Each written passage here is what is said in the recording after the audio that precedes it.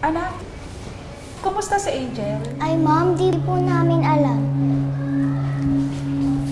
Hoy, di ba yun yung bahay nila, Angel? Wag na, baka may sakit siya.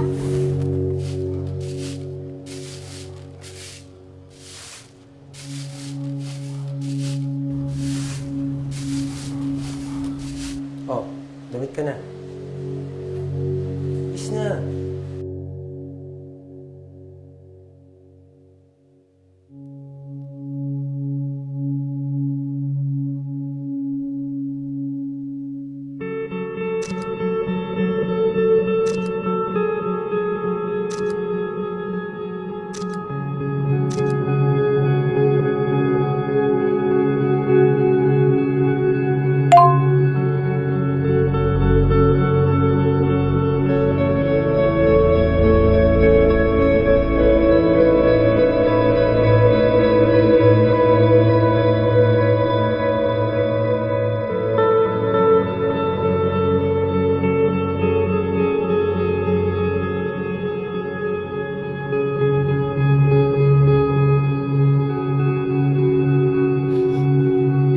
Ang Makabata Helpline 1383 ay isang libreng serbisyo ng pamahalaan para sa mga batang nakakaranas ng pang-aabuso, pananakot at pananamantala.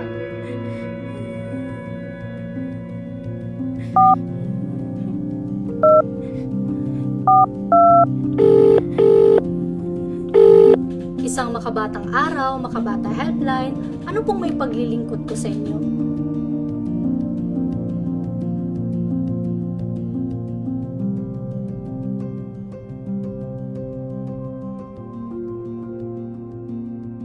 Ang Council for the Welfare of Children o CWC ay isa sa mga attached agencies ng Department of Social Welfare and Development.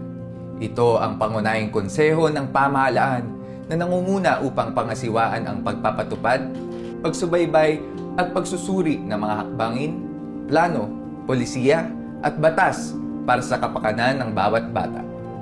Kabilang sa mga proyekto nito ang Makabata Helpline 1383, isang reporting mechanism na layong magbigay ng agarang tulong at tugon sa mga ulat ng pang-aabuso, pananamantala at paglabag sa karapatan ng bawat batang Pilipino. Sa bisa ng Executive Order No. 79 Series of 2024, itinalaga ng pamahalaan ang Makabata Helpline 1383 bilang pangunahing sumbungan o Central Reporting System upang tumugon sa mga issue at concerns ng mga bata.